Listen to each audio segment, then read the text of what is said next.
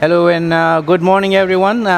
This is your host for this panel, Dr. Kamal, advisor on climate finance and risk finance with the National Disaster Management Authority of Pakistan. Pleasure to be here at the ICESCO Pavilion and be your host for this particular technical session that we are going to host. The title of which is having equity measurement, the global finance mechanism, global climate finance mechanism, assessing the equity and effectiveness. The idea behind this session is to make sure whether we are able to achieve regulatory frameworks, market dynamics, as well as stability and integrity of the overall quality climate finance, as well as assessing the quality of the finance. And I bet you have great time in COP. We'll try to make sure that we have good quality content produced before you, and we make it the worth your time. We have a tremendous panel, including representatives from the IFIs as well as from the governments from around the world. But before we jump into the plenary discussion, may I request the ambassador, Dr. Nafeez Zakaria, who is also the executive director of the ComSats Institute of Science and Technology, to give his opening and welcome remarks before we jump into the technical session. So the stage is yours.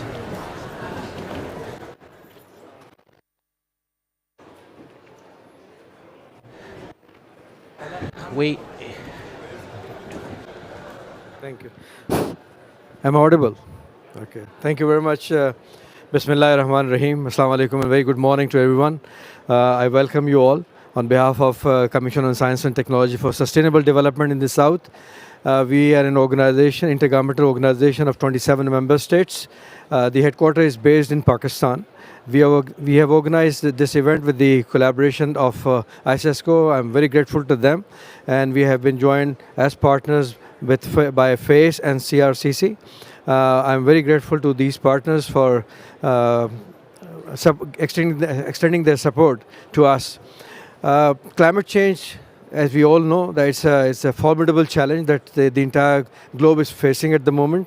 And that's the reason why we have panelists of experts who will be speaking on climate change and the challenges that we are facing. And definitely, it's not just about the technical details of the climate change that we are concerned with, but we are also really concerned with the obstacles and the hindrances and the difficulties that the world community is facing in cashing the opportunities that have been made available, because the mechanisms of financing, the other mechanisms that are at play, they are not really very well understood by the people across the globe. And that is one reason that, as we must have noted that something that was pledged almost like 10 years back at Copenhagen, $100 billion, and that is yet to materialize. And there must be some reason that it was supposed to add every year $100 billion, but as of today, we have just seen the utilization of $80 billion by 2024. So I think this is something that needs to be looked into, and we are hoping that the experts would be able to shed some light on that as well, not just the challenges that climate change is posing to the countries. We have seen the impact of climate change in different manifestations. There had been heat waves, unprecedented. There had been floods in Pakistan, Nepal, China, and Spain and elsewhere. And they have been of biblical proportions. And in Pakistan in 2022, the devastation that was caused by floods was amazing. I think it was to the tune of $30 billion, and it displaced almost like 30 million people. I think it was a huge challenge for Pakistan. But at that point in time, what the countries actually not only looked at their own resources to cope with the challenge that was posed, but they were also basically looking at the world community and this mechanism of COP and UNFCCC, that how they are going to come to help and make it work, the pledges that have been made. we make pledges, the international community make pledges, but the materialization of these pledges is the big question mark. So I believe that we need to really look into these problems. We need to simplify the procedures. The climate change has also brought in the concept of the carbon markets, and I think very few people, especially among the developing countries, have understanding of how this carbon market mechanism works and how to generate revenue from there. People are also struggling, actually, the countries are also struggling how to make use of the financing that is available, because to devise and design the projects that come up to the standards is also another matter of concern. At ComSets, basically, we are determined to help all the developing countries who are in need of our solutions or advices or opinion that we provide. We usually provide the tech-based solutions to the problems that are or challenges that are being faced by the member states or the countries of the global south. I think a responsibility. I've heard a lot of people. The developing countries need expertise. They need some sort of understanding, and this is what we are doing. So my request to all of you who are coming from diverse areas, if you have any suggestions or any initiatives that you would like this platform to collaborate with you, we will be welcoming that. So with these few words, I now leave it to the experts and the audience to benefit from the views of the experts and take home or take back with you their advices and the words of wisdom that they would be deliberating at this stage. And I'm sure that when we come back next year for the COP30, we will be more prepared and we'll be talking more about how much we have achieved from this point on. And I think what we need to focus is that we should achieve more than what we have achieved in the last 30 years. So thank you very much. Sir, thank you. Thank you so much, sir. Thank you for your remarks. Rightly pointed out, the 30 billion, it's becoming a new norm. A decade ago, when we would talk about disaster losses, we would talk about 1 billion, 2 billion. But now the 1, 2, 3 billion doesn't seem to be a big loss. Now we are into a new era where a $5 billion loss doesn't seem to be a big loss, and now we are dealing with 20 billion, 30 billion, and it's about time. If we don't do anything right, we might be dealing with $100 billion loss, and we have a few exceptions and outliers. And thank you, sir, for guiding us to the right direction. And before we jump into the technical discussion and request the experts that we could discuss the global climate finance mechanisms as well as assessing its equity and effectiveness, I have to request Professor Dr. Raheel Kama, who is the head of Science and Environment sector. Please excuse the fumble. So may I request, sir, if you could give us a few remarks before we jump into the actual very technical discussion, I hope. All right. Thank you very much, everybody, and welcome to this session. Assalamu alaikum, and very good morning to you all. We have a very important session today. I think it's important to reiterate that the problems that we face in the climate change and extreme weather events was not created by the underdeveloped countries, but the brunt of the the effects of this climate change are being faced by the underdeveloped countries and the developing countries. Yesterday we saw an excellent example from one of our Kenyan speakers, and she showed that in 2022 they had drought in Kenya, and there were animals dying off all over the place. But in 2023, they had extreme flooding to the extent that the horses were climbing on top of the rooftops and in order to survive. While the previous year had really, the animals were dying and everything. So it's important to understand that the extreme weather events which the developing world is facing needs to be ameliorated and needs to be ameliorated by financing of them. Are we really, is the financing that is being generated, is it being distributed equally among all of these countries? The answer is certainly no. I think the developed world is taking higher advantage of this funding rather than the developing world. In COP27 in Sharm el-Sheikh, we realize that the developing world does not even know that these financial institutions are available out there and the instruments are available out there. So we ran a workshop on the sidelines where we showed people about these funds and how to apply for them funds, and most of them were really ignorant about these funds.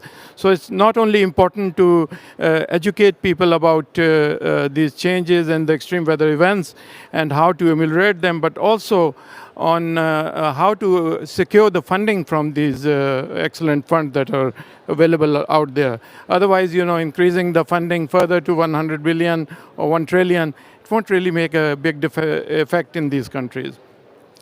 So we need to ask some questions. These came to my mind, that are these climate funds reaching its communities that need them the most, which is the underdeveloped countries? Are they promoting sustainable long-term development? I think that's another important issue.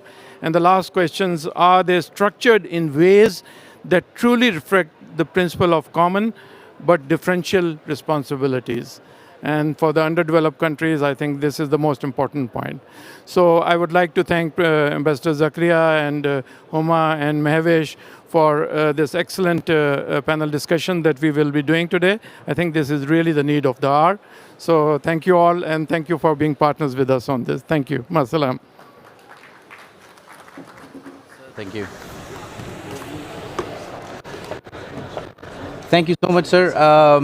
Rightly pointed out, not enough credit could be given to the ComSats team that have organized such a required panel discussion on mainly assessing the quality of the finance. Now we proceed to our panel discussion component and section of this event, and we have a very dynamic panel. We don't have all the panelists with us as of now, but we'll start with whatever guest we have already been able to assemble together. And may I start with Mr. Javier Manzanares, who is the CEO of Ellen Manza Incorporation. Sir, could you please join us on the stage? And Mr. Javier has also been the former executive director of Green Climate Fund, as I've been told. May I also request Lieutenant General Mr. Inam Haider Malik Sahab, Hilal Imtiaz Military. He is the chairman of National Disaster Management Authority of Pakistan. May I request Mr. Ben Vickers, who is from Green Climate Fund. He's the land use, forestry and ecosystem specialist. Sir, please join us on the stage. May I also request Mr. Bilal Anwar. He's the Chief Executive Officer of the National Disaster Risk Management Fund, Pakistan. We're missing two of the panelists, Mr. Shamsul Bahar, as well as Mr. Amar Shobi from the Islamic Development Bank, in case they reach on time and we are able to have some. And let's start with the first, Mr. Javier. You've been associated with Green Climate Fund, been representing a different segment of the society from the private sector. And we know that most of the development finance, climate finance, whatever nomenclature we assign, the main target is quality of assessment as well as the economic losses. Quality assessment of economic losses. And like we saw in some of the remark, we are talking about $20 billion, $30 billion losses. And some experts say this is underestimation of the stranded assets, of the issues like migration displaced by climate change, induced by climate change, displacement induced by climate change, as well as biodiversity loss. How do you think the current climate finance landscape as an architecture can guide us in that direction where we could have more resources allocated to these assets that are not equally addressed as direct economic impacts? I think we might need a mic, and we do have a mic. Well, thank you so much. Thank you for the question. I hope I'm audible. And thank you to the organizers, ICESCO. If I may address the question from two perspectives. The first one directly into what is it that financial industry, international organizations and financial institutions are doing. Maybe the second part of my answer goes more in the direction of what Ambassador Mohammed at the beginning explained, and that is what are the other instruments out there, right? On the first one, well, it's first understand that funds, Green Climate Fund, World Bank, and many others, they do have limitations in which the extent of the needs are, right? I think what we can expect from those first-tier organizations in climate finance and climate change is that they do make good progress in embedding additional elements related to not only economic loss, but social biodiversity loss, ecosystem-related losses, so on and so forth. So what I mean by that, and we do have colleagues at the panel, they are true experts in biodiversity and ecosystems. But what I mean by that is that we need to see in those financial instruments, we need to see more of ecosystem-based approaches. We need to see more of implementation of adaptation plans. We need to see more elements of climate information and early warning systems. And those being three important pillars of all loan agreements. And I say loan agreements because when we talk about climate finance, unfortunately, most of it is done through debt-related instruments. That's not a true answer to developing countries. That's just posing additional burden. That doesn't solve the problem. So, and then I jump into the second point, and that was brought in by Ambassador Mohammed. I'll talk about carbon markets. And I'll talk about that, first of all, because I'm a senior advisor to the World Bank in carbon markets, in climate finance, and also because of my company, and Allen Mansa, that's pretty much what we do. Financial structuring bet carbon markets. Dr. Rahil, from ICESCO and from the other partners today, what can we do in carbon markets? My first comment is, let's not rely on developed countries. They already have their systems, they already have the standards. We need to make sure that those standards are adopted by developing countries. Can talk from my perspective, I can talk about the standards because I happen to be the chairman of one of those standards out there that is called biocarbon standards. It's not a first-tier one. It's not a first world type of standard coming in that we can easily name 3 of them, and they all come from developed countries. And I refer to gold standard. They're all good ones. I mean, don't get me wrong. We're talking about Verra. We're talking about Climate Action Reserve. That's all right. I'm not the chairman of one of those. I'm the chairman of standard that was originated in a developing country, in Colombia. And now it's expanding. My take here to many of you colleagues participating in this panel is let's find that type of South-South partnerships. ICESCO, happy to partner with ICESCO and many others so that we can cooperate and in as much as we can transfer knowledge sharing so that you adopt your own standard for your country members. And then is when you go to another additional element. That's the part that I think World Bank, the GEF, the GCF, and many others, and the Islamic Development Bank. Let's get from those institutions technical assistance so that we build a reasonable architecture so that carbon markets can expand.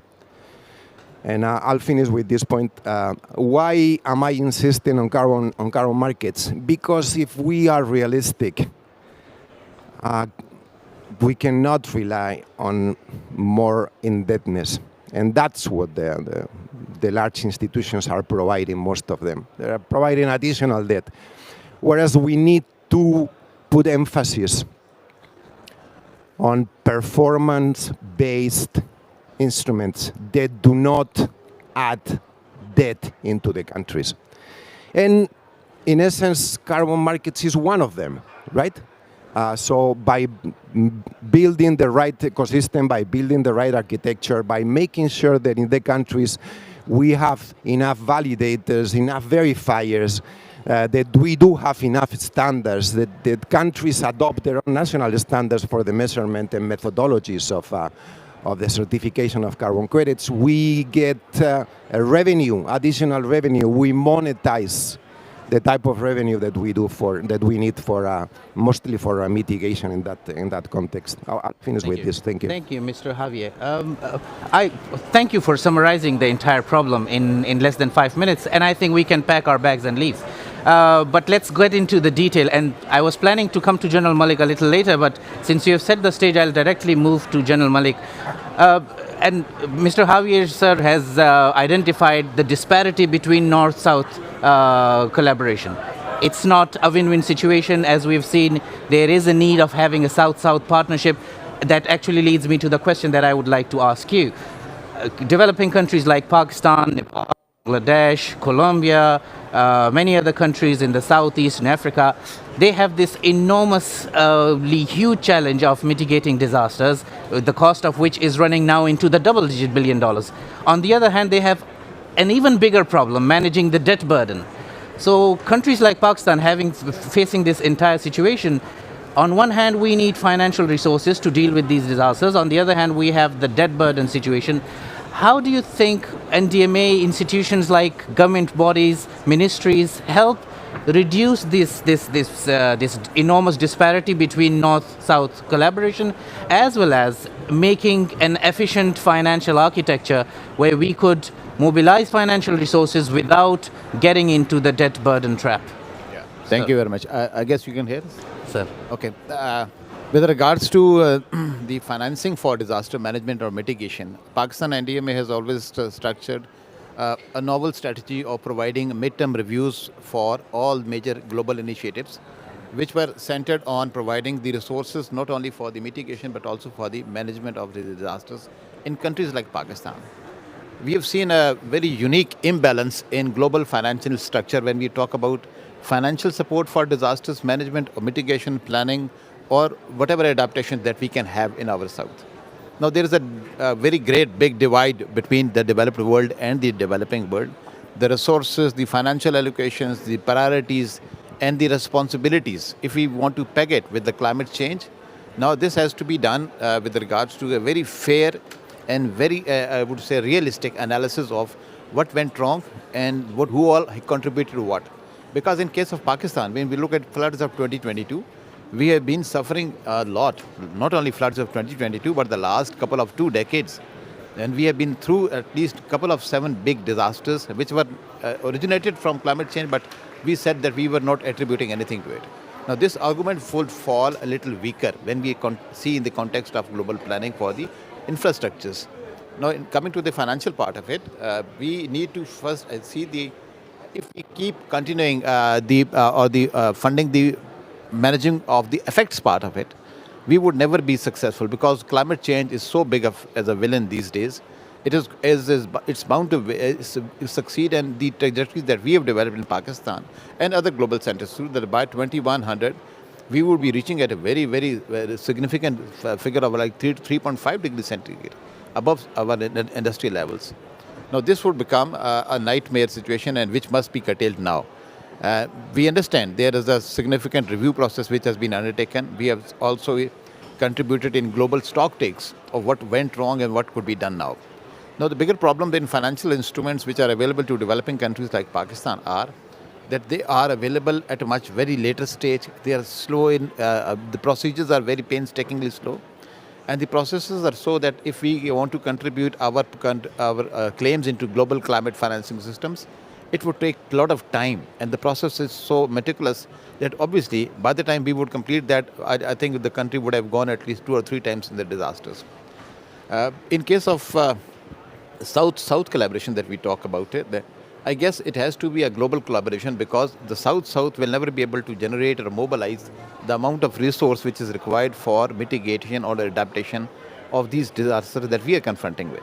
For example, in Pakistan South or in South, we are facing lots of small island states which are at the verge of getting submerged in a couple of years from now, and at least most of the coastal areas of some of the areas close to Pakistan region are already underwater. Now, these are the nations which are fighting for survival, and no amount of financial structure for management or adaptation can take them out of this situation. We need to invest in, I think, disaster resilience, but disaster resilience part of it has to be first audited. Audited in a sense that we were to see if we can put the climate financing we put or impose the financial taxes on the investments or purchase or curtail, I think whoever does I think most part of emission, they would be taxed, and then the central pool should also develop that fund, which should be then automatically released through a third party audit to the countries which are surviving for these resources. In case of countries which are going through disasters, I think it would be impossible for for us to assume that they will be able to pay back this loan or grant or the loan or the repurposed loans in good time, because whatever machinery which was already struggling to pay back their original pre-disaster loan has already succumbed to these disasters. Now, after this scenario has happened, I'm sure this will be doubly difficult for the developing countries or the countries under the stress to get back to this place where they can push back this financial instrument. Our take is it has to be designed or shaped into form of the grants which are easily accessible. We don't want to claim that whatever is there in the climate pool should be accessed and claimed by everyone alike. We accept that it should be third-party audited, and third-party who can then see that now these are the countries which are requiring assistance, which we need, because unless we unless we provide the assistance at that stage, the country would keep going into the repetitive cycles of, I would say, climate violations, and then it would add to the global problems. For example, the country which are struggling from the energy crisis, like Pakistan and other developing countries, alternate format of alternate smart energy fuels is important. If we don't do that, the countries would keep cutting, I think, the trees, and our green is turning brown these days. This would bring out a lot regional crisis, and this spark will then go on to the normal scale. Pakistan's financial instruments, whatever we have in Pakistan, are very little and low, and we understand that their access to private sector is also very, very limited. We anticipate that if a country like Pakistan or a developing country has to provide an alternate financial support system for its own self, it has to embed not only the private sector of Pakistan, but the industries of Pakistan, and it has to be a self-driven, indigenous product. Unless we do that, we will not be able to showcase the demonstrated performance, which is advocation of our own sincerity to the climate change. In case of financial instrument, which we have talked about and we have seen, I think smart initiatives are there in place. But GCF and other purposes funds, and they have been there for a very long time, and they are doing fantastic job in a number of countries. But I think till the time they are centered or directed towards the cause part of it, like from where these emissions are coming from, and then how these struggling countries like Pakistan can get out of this. Carbon credits, yes, there are least talked about the phenomena in the south, but we guess that it's taken as a passive response to a situation which is very alive. If somebody keeps on investing or keep on adding to the industrial fossil fuels, and then on the other side we are branch transforming the responsibility to the country which is creating those projects which can claim carbon credits, it will be a difficult situation, because at the one time we are not managing the effects, but on the other part the causes is still ongoing. In case of Pakistan, I would say that structure summarily, I think we should plan for smart loans, and that we should be easily very, very minimal rates of interest, and preferably when in the form of the global financing system for the disasters, they should be all grants, maximum grants. and if not grants, and then we have to see that if a country like Pakistan, which goes into a very super hyper floods again, then I would say the amount of the debt which is already succumbing the economy will never be able to sustain any disaster funds which is provided from them in case of loans. I refer to the Geneva meet that we had in Pakistan after the Pakistan floods in last year. I think the pledges of $10 billion which was there provided to Pakistan, they did not materialize. And we had only like $100 million provided so far, which is nothing because that $10 billion was against the claim of $30 billion. That means that we had to prioritize that how amount of 30% of our losses or rebuild have to be then rearranged.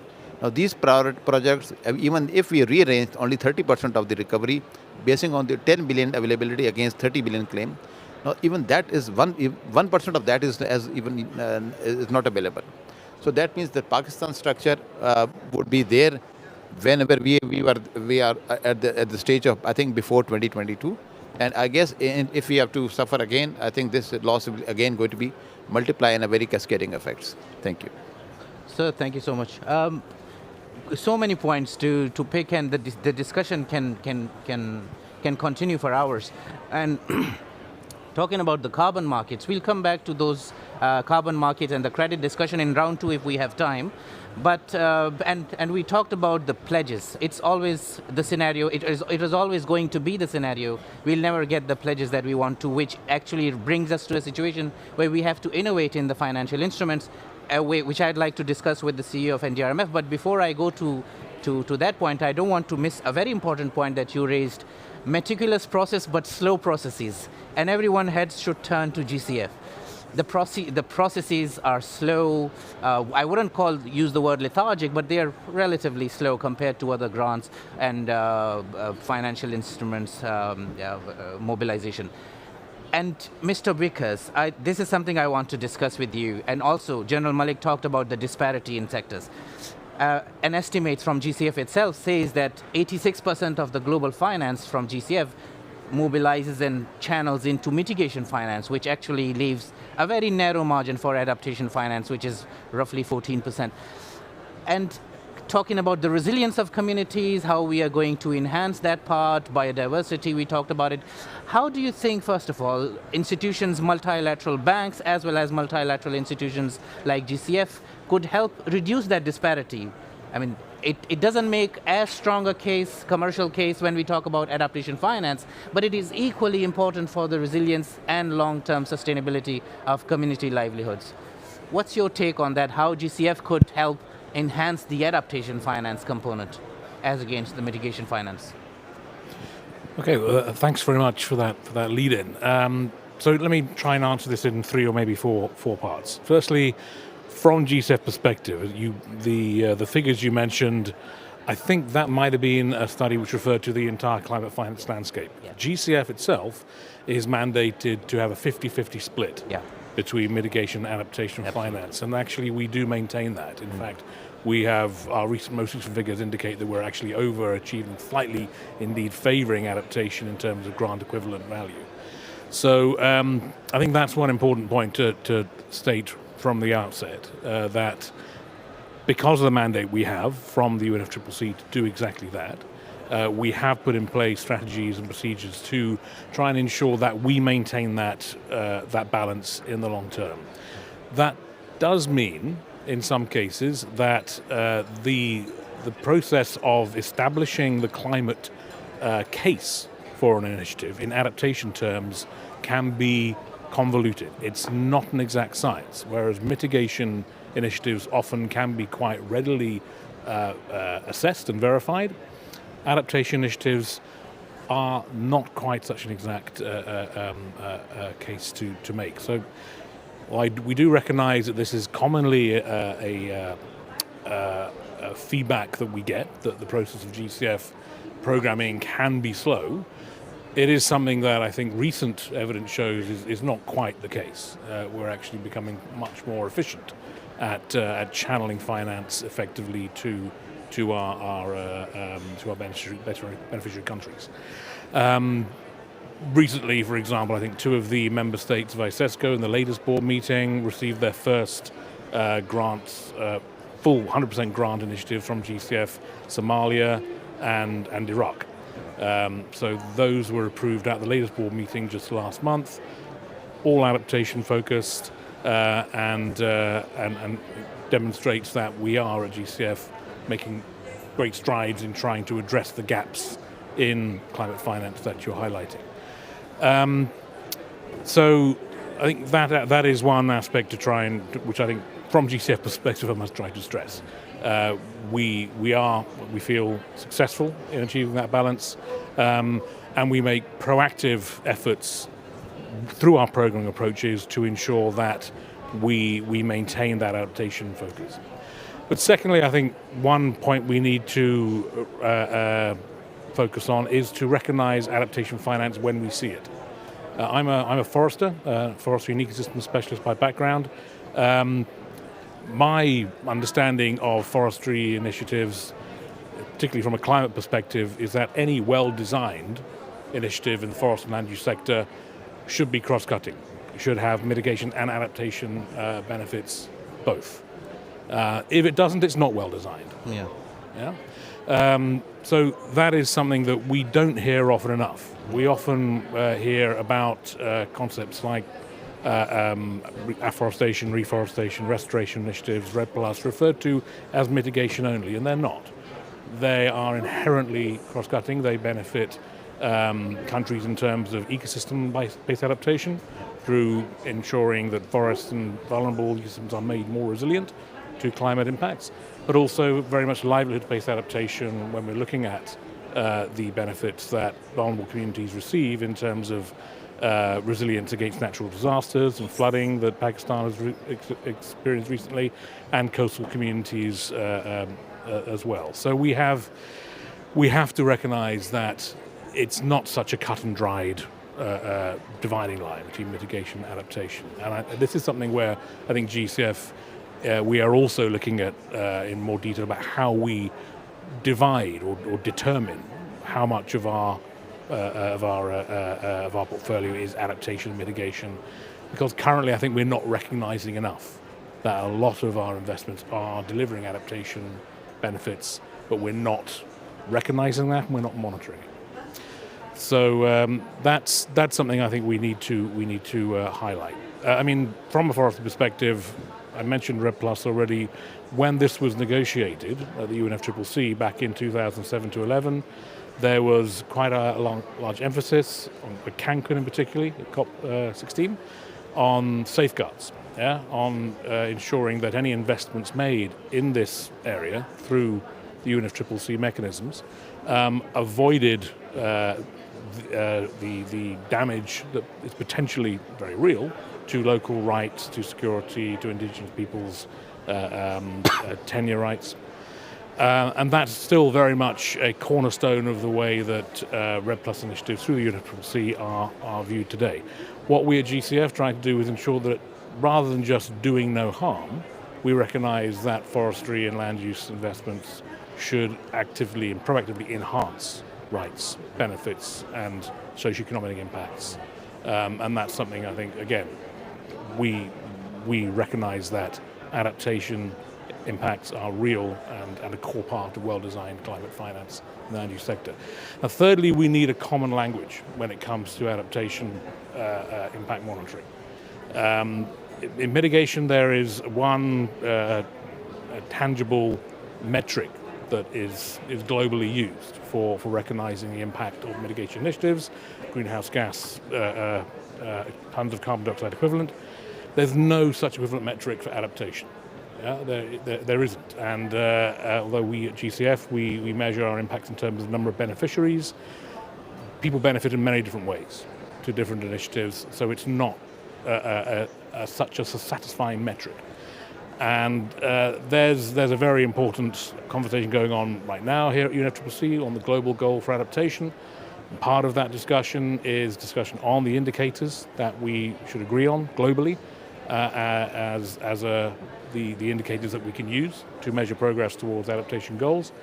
That cuts across all sectors, and that's something which we should all take much more active interest in ensuring that the outcome of that discussion enables us to be more coherent when we're talking about tracking adaptation effects. And that, I think, leads into the need for some global or common platforms for tracking the initiatives, not just of GCF, but of other financial partners. There are efforts I'm aware of now at FAO under the UN Decade on Ecosystem Restoration to develop a platform where spatial data can be hosted and shared transparently on all initiatives that are intended to contribute to adaptation in the land use sector. That's something that could be perhaps more widely shared. It's not a very easy platform to maintain. There are a lot of initiatives, a lot of what we're doing, not just GCF, but other financial partners, is not recognized, and having a common platform and common language that we recognize in terms of adaptation finance is crucial. And that, very briefly, the last point there is about how does this all enable scaling up the finance available to developing countries in adaptation. That's got to go beyond the public sector, of course. We have to enable and leverage investment from private sector partners, and that, again, is where the common language and these clear metrics are invaluable. Without that kind of clear way of measuring how an investment delivers impacts, which they can communicate back to their investors and stakeholders and perhaps also regulators, you're not going to get the motivation from private sector for the investment that we really need. Thank you, Mr. Vickers. And the part where you talked about the metrics, the inability, might I say, it's the difficulty of quantifying these adaptation and ecosystem-based approaches, which actually also resonates to what Mr. Javier said in the beginning. But we'll jump into the round two if we have enough time. And last but not the least, Mr. Anwar, we have sectors like agriculture, industry. I'll get the mic. So sectors like agriculture and industry, we have an estimates that say by the year 2030 they have the potential to release 20 gigatons of carbon dioxide of emissions. The problem, on the other hand, is these two sectors receive less than 10%, to be precise, only 4% of the mitigation and dual benefit finance. First of all, what do you think keeps the finance flowing? And these are commercial sectors. What do you think is preventing the finance to flow into these sectors more, for example, as much as transport? And how do you think institutions within the countries as well as international institutions like NDRMF, CDRI, the Integrated Disaster Fund in Southeast Asia, how do you think institutions like that could help advance those shares for these two sectors? Yeah, well, thank you very much, first of all. And I think the answer to this question actually revolves very much the previous discussions which we've been having. I think agriculture and industry, there are similarities, but there are many different, very distinctive both sectors as well. And we're seeing kind of an increasing trend of agriculture sector kind of evolving in a more kind of an industrial scale and industrial fashion. And we're seeing the corporate farming actually creeping in. But nevertheless, we know globally, we know that the small farm holders and the small farmers, they still are very much predominantly actually occupying this particular sector. Whereas in the industry, the picture is very different, especially if we're talking about the developed countries, but in the developing countries as well. So I think the biggest challenge in terms of attracting finance, especially climate finance in those two sectors, is really the triggering the innovation. And some of the challenges which we actually discuss here, they are actually related to the benefits which are attached to those sectors, and the kind of a service or the product which is at the end of the pipeline, which can be quantified, and there's a direct benefit which can be drawn out of any kind of innovation or any kind of intervention which is made in those two sectors. Now, the agriculture have a huge potential for adaptation, and this has been actually neglected so far in a number of countries, and especially in Pakistan, we don't really see much of the action really happening. And it is also a potential for mitigation as well. What Vikas made a very important point is that any adaptation intervention or the project need to be designed in such a way that it actually captures and harnesses the both mitigation and adaptation component of it.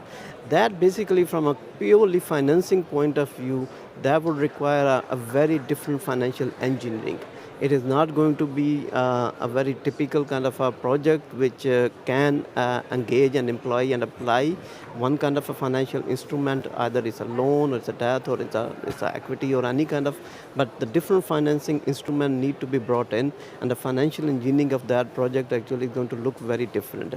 Now, while there is an element and there's a huge potential for innovation for it and leveraging and blending the finance, which is very much needed, but it brings a unique layer of complexity as well, which is not addressable for many of the developing countries for the capacities, for the understanding, and number of other reasons as well. So I think this is something which is very unique to the agriculture sector. When we look at the industry, industry again is especially the small medium enterprise and the small industry which predominantly occupy in the developing countries. Again, some kind of a real action in terms of reducing the emissions, and those emissions can actually be reduced in so many different ways, either energy conservation, energy efficiency, or process efficiencies, and a number of other ways. But then again, a new kind of industrial elements need to be brought in. A new manufacturing processes need to be instituted and integrated, and that again requires new investments. And but I think the biggest challenge is, especially from developing countries' point of view, is there is no compliance requirements, and even if there are compliance requirements, those compliance requirements are not being adhered or they are not being enforced. Now, we talk a lot, have you spoken about the carbon markets? Now, carbon markets can actually do this kind of a transformation and bring the much needed finance in the industry. They can do it can be done in the agriculture sector as well, but particularly in the industry, because those indexes, those services, or the products, or any kind of efficiencies can be very easily converted into the emission reductions, and emission reduction can be converted into the carbon credits. I think the challenge is on the policy side and on the regulatory side. We know. I started working, and this is something which we were just discussing before the event started. I started working in the carbon markets in 1999 in the CDM arena, and with all the pitfalls, with all the challenges and everything which actually surrounded CDM, it actually did provided a proof of concept, and a number of successful projects were implemented in a number of developing countries. And that proof of concept is there now. We have seen Article 6 and has been actually agreed at the first day of this COP as well. That actually provides a very good framework. And that framework need to be brought domestically. It has to be domesticated, it has to be localized, and then the trading and the carbon trading and emission reduction kind of regimes need to be implemented. I think international framework is extremely important, because otherwise the regional carbon markets, we see in Pakistan, in our backyard, in our next door, China has a world's largest carbon market, actually much bigger than EU ETS in terms of the quantity, in terms of the magnitude and the amount of the financing which is flowing.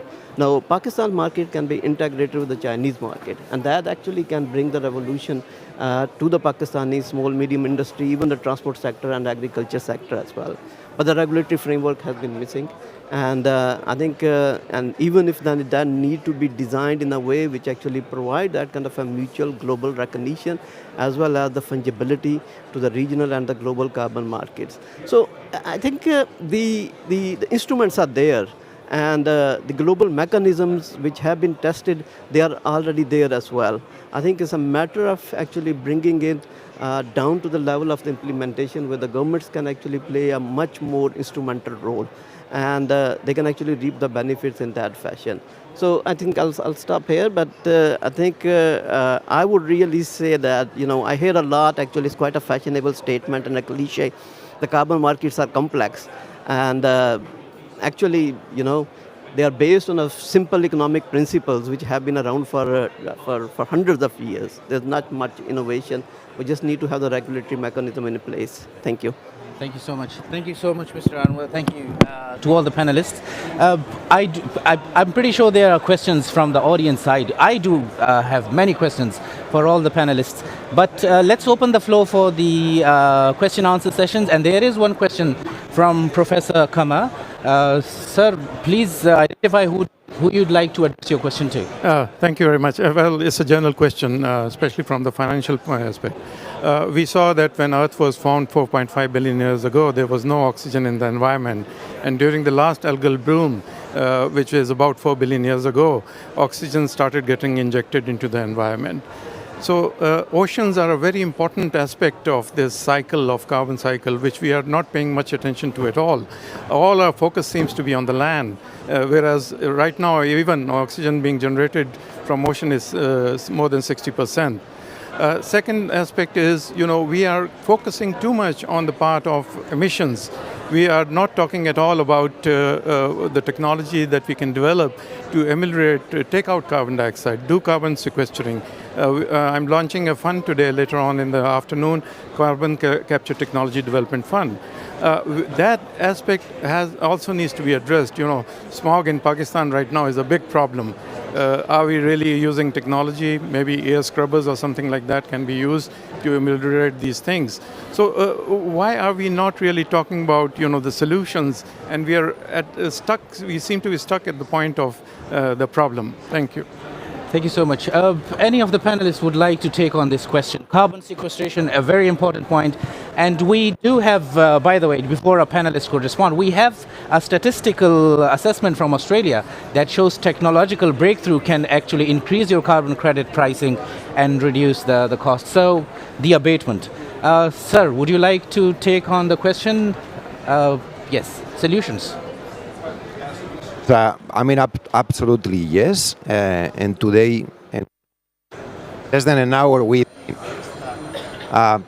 providing some elements related to nature-based solutions. But I your concern, technology-based solutions is definitely out there. Money, is not pouring into technology-based solutions, but because precisely the level of risk when you go into technology innovation.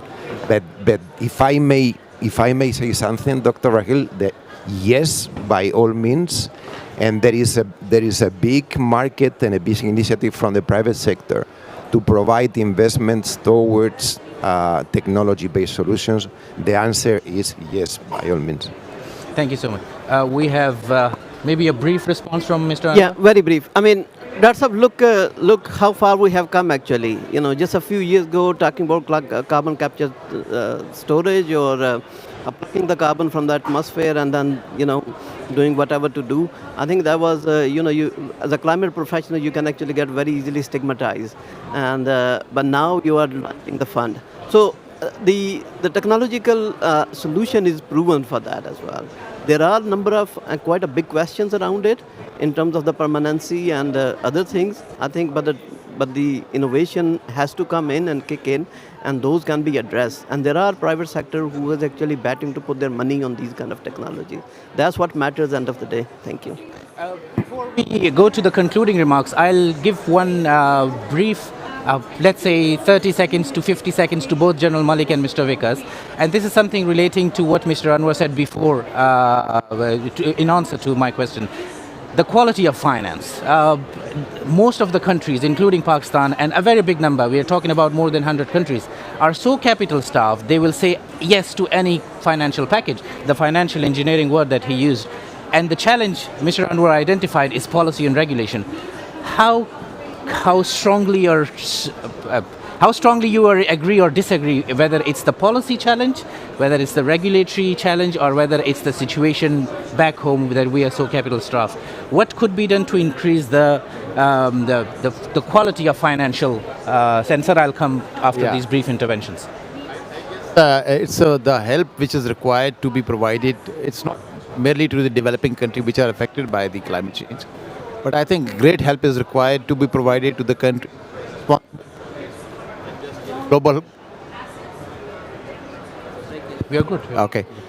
It is. I think more help is required to be directed towards the countries which are considered responsible for this catastrophe of the climate change.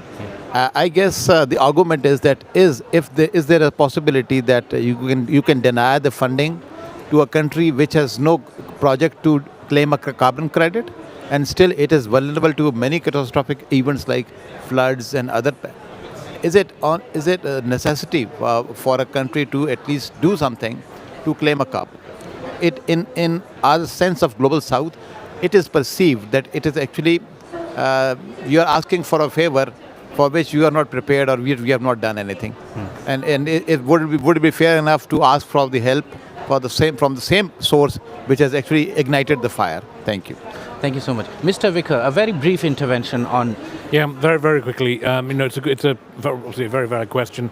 There is the very reason why private sector finance is not flowing into many of the countries that we're talking about to help solve the problem is because of the high level of risk in investing in these countries. Yeah.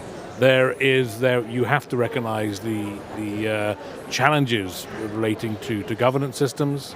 In some of the countries, for example, the countries we just approved projects in, Somalia and Iraq, I mentioned earlier, the incredible challenges of actually getting that finance directed to the most vulnerable people, the most affected people in an efficient way. And in many of the parts of these countries, they are beyond the reach of official governance systems. So these are immense challenges, and no amount of finance is going to be able to address them. Yeah. So at some point you have to say there is a limit to what financial support can do, and there is a much larger problem beyond the financial sector of the governance systems that need to be addressed before we can move forward. About the economic prosperity. Thank you so much.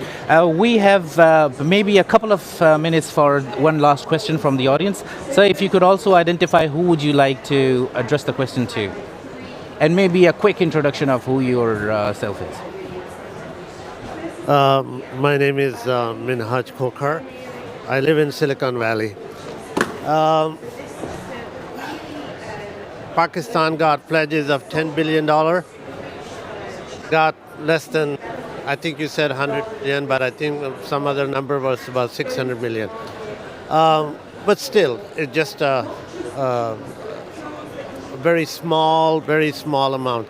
This morning I got a message that in the Sindh province, where the schools were affected the most, started outdoor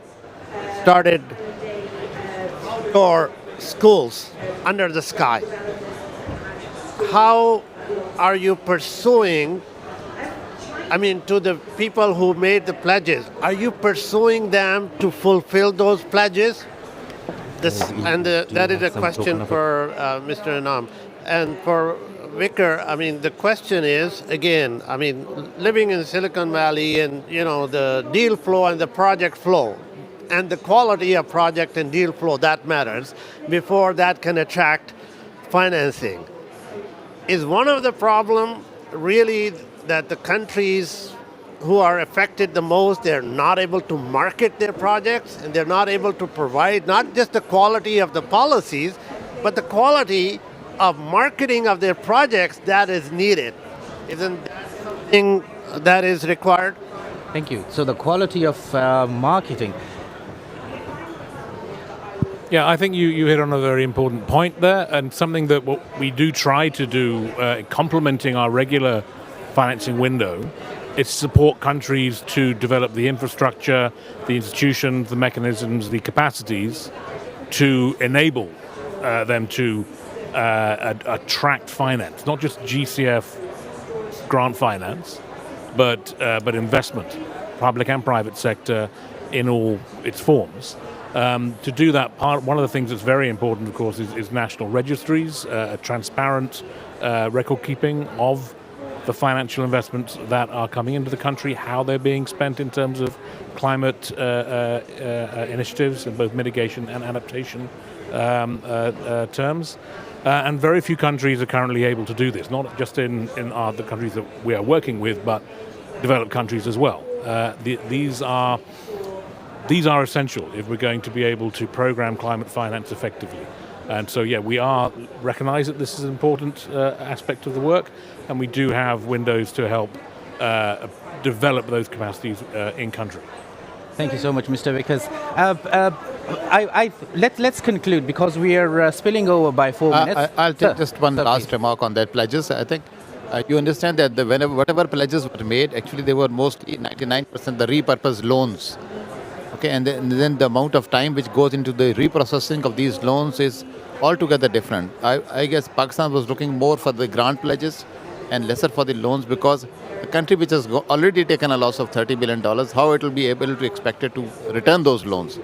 So that was the, I think, main differential argument, and it will take more time before we get to any meeting. Thank you so much, sir. And just in quick response to we do talk about Mr. Coker, we do talk about pledges. As a finance enthusiast, I would love to see in my lifetime a Pakistan where we don't have to go to a pledges conference. That is something that we'd like to achieve in the next couple of decades. It's not a situation that cannot be achieved. It's very much achievable. We just need to put our direction in the course that we want to. I want to really thank you from the core of my heart, all the panelists, Mr. Anwar, Mr. Manzanares, General Malik, and Mr. Vickers. Thank you so much for your lovely input, thought-provoking insights. I think we have hit every single keynote that we wanted to hit. We wanted to spend more on those high notes, but we don't have that much time. With this, I would like to, let's have a round of applause for our esteemed panelists, a lovely discussion. And with this, I would like to request Ambassador Nafeez Zakaria, if you could give us the concluding remarks, and maybe we do a group photo afterwards. Okay, Bismillah Rahman Rahim. Thank you very much. I think the audience have benefited from the expert opinion expressed by our experts here. I'm very grateful to all of you for your inputs. We have noted your points. I think, Mr. Javier, I noted a very vital point which I have been actually stressing all along, and that is we should not be really depending on the developed world. We should be looking into our own resources, and I think I have come to a conclusion in getting into some of the projects that we can do it on our own. And that would actually set the ball rolling, that it would also attract the international community to look into coming to the, invest into those energy sectors or other sectors. Carbon emission is a challenge, and I think that needs to be reduced. We have noted the points that have been made, but I believe that it was the live streaming was on, and all those who have benefited online, they would be able to, they might be wanting to reach out to you people if they have any questions. We may have questions, actually. We may be, contacting you later on. I want to thank our moderator, Dr. Kamal, and my team, Dr. Mavish, Dr. Huma, for their efforts. Rahil Kamar, special thanks to you. And of course, on top of this, the Director General of ICESCO, they have been a great help and support for us. We look forward to having more such interactions with you people and benefit from you. I'm very sure that we have talked about, mitigation, we have talked about adaptation. I'm looking into prevention, actually. I have not heard the word prevention. Whether it is already included as part in the adaptation or not, but I think prevention might be a byproduct if we go for the adaptation. So thank you very much with these few words. I would like to invite all of you to have a group photo, and we have a couple of shields to be handed over. If we could also request the Director General of ICESCO to join us for the group photo. Please, sir. And then we have some. Sorry, I have got a very special guest here sitting with me, Tansri Shamsul Bahar. He is from Malaysia. He is a very high official from Malaysia. He is heading his delegation here.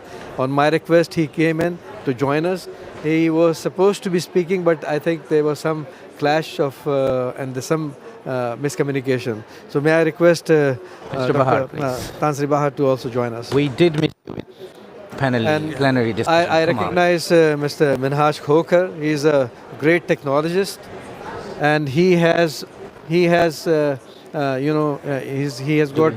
his ज़ावियार को और उसको देनी है latest technology agriculture park over there.